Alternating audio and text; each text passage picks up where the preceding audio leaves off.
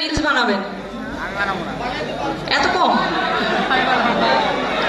আচ্ছা, যদি আমাদের রিলসেরও এনগেজমেন্ট বেশি হয় ইনশাআল্লাহ আমরা এটার জন্য একটা পুরস্কার দিয়ে দিব। ওকে। যার হাত ধরে পথ চলতে শুরু করেছিল ক্রিয়েটিভ আইটি ইনস্টিটিউট এবং দক্ষ করে গড়ে তুলেছেন আইটি ক্ষেত্রে এক অনন্য দৃষ্টান্ত, আমরা তো সবাই তার নামটা জানি, রাইট? আচ্ছা, এই পর্যায়ে মঞ্চে আমন্ত্রণ জানাচ্ছি উপস্থিত পুরো বাংলাদেশ থেকে আগত আমাদের প্রিয় শিক্ষার্থীবৃন্দ, সবাইকে শুভ সকাল এবং আসসালামু আলাইকুম।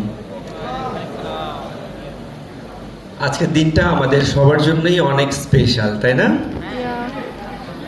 আমরা একটু আগেই ক্রিয়েটিভ সম্পর্কে জানলাম এবং আমাদের ক্রিয়েটিভ আইটির থিম সং শুনলাম, তাই না? আর আমাদের থিম সং এর মেইন যে টাইটেলটা সেটা কি ছিল মনে আছে?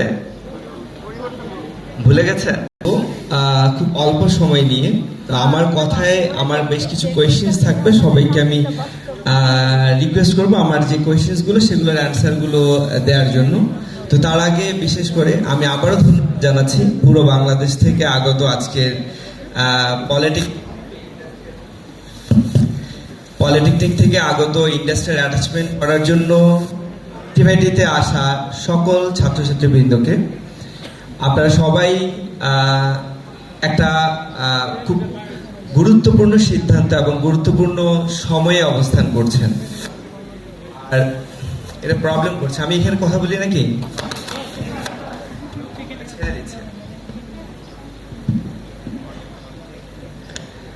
আমার পরিচয় তো দিয়েছেই, আমি মনির হোসেন, ক্রিয়েটিভ আইটি ইনস্টিটিউটের ফাউন্ডার অ্যান্ড সিইও এবং ক্রিয়েটিভ বিজনেস গ্রুপের চেয়ারম্যান।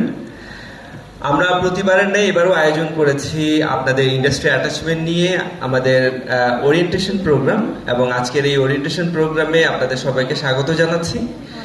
আমরা এই ওরিয়েন্টেশন প্রোগ্রামটা করি কেন কম বেশি আপনারা সবাই জানেন, তারপরও আমরা বলছি যে মূলত আমরা ওরিয়েন্টেশন প্রোগ্রামটা করি প্রতি বছরই আমরা প্রায় 1500 থেকে 2000 স্টুডেন্টসকে আমরা আমাদের ক্রিয়েটিভ আইটিতে ইন্ডাস্ট্রিয়াল অ্যাটাচমেন্ট করার একটা সুযোগ তৈরি করে দিই।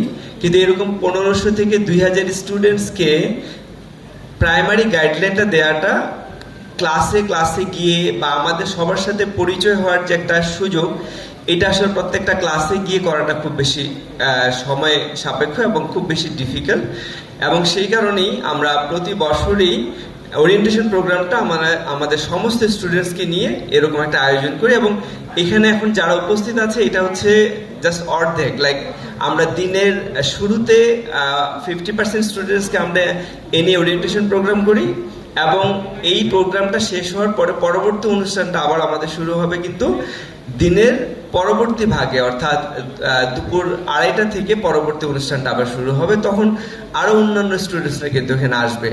এবার সর্বমোট বাংলাদেশ থেকে আগত ছাত্রছাত্রীর সংখ্যা প্রায় 1400, যারা বিভিন্ন পলিটেকনিক থেকে এসেছেন। আমি ক্রিয়েটিভের পক্ষ থেকে আমার পক্ষ থেকে সবাইকে আন্তরিক ধন্যবাদ জানাচ্ছি আপনার ক্রিয়েটিভ আইটিকে